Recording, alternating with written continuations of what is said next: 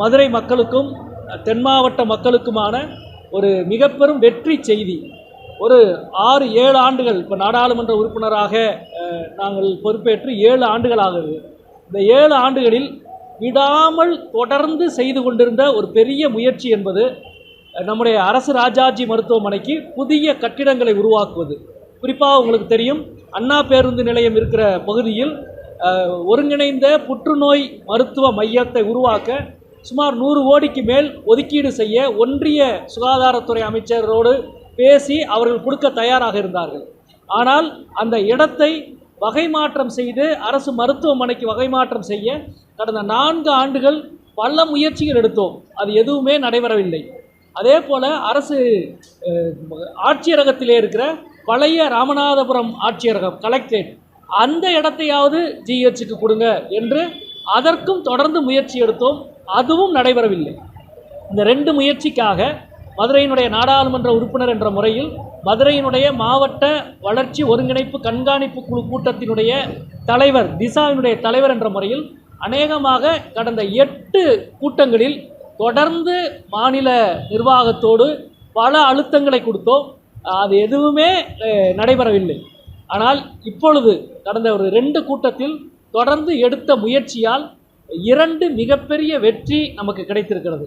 ஒன்று, மதுரை கலெக்டரேட்டில் இருக்கிற ராமநாதபுரம் பழைய கலெக்டரேட் ராமநாதபுரம் இடம் என்பது அரசு ராஜாஜி மருத்துவமனைக்கு வகை மாற்றம் செய்வதற்கான நடவடிக்கை என்பது இன்றைக்கு அமலுக்கு வந்திருக்கிறது. 1. 2, மதுரை அண்ணா பேருந்து நிலையத்தை மதுரை அரசு ராஜாஜி மருத்துவமனைக்கு நிலத்தை வகை மாற்றம் செய்வதற்கான தீர்மானம் நேற்றைக்கு மதுரை மாநகராட்சியிலே நிறைவேற்றப்பட்டுவிட்டது. இந்த 2ம் கடந்த 8 ஆண்டுகள் நடந்த போராட்டம். இதனுடைய மிகப்பெரிய வெற்றி. உண்மையிலே சில வேலைகள் செய்கிற பொழுது மனதுக்கு அவ்வளவு சந்தோஷமாக இருக்கும். எனக்கு இது காலங்காலமாக மதுரை மக்களுக்கு செய்கிற ஒரு நன்மை. நான் போன திசா கூட்டத்தில் கொஞ்சம் கடுமையான வார்த்தையிலே சொன்னேன்.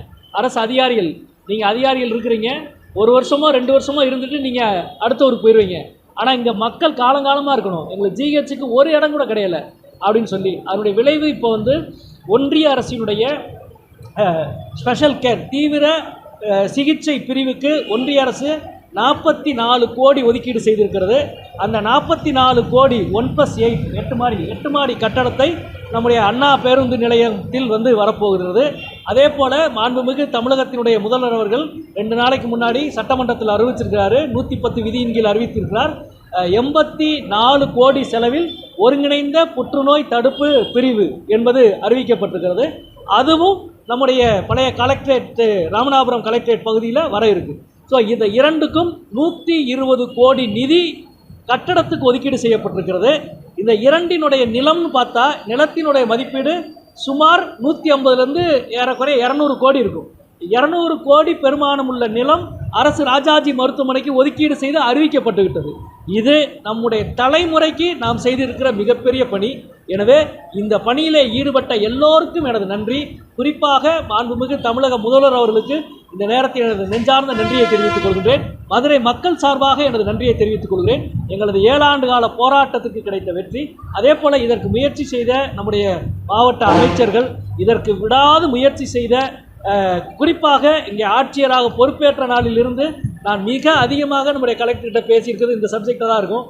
ஒவ்வொரு நாளும் ஃபாலோ பண்ணோம்.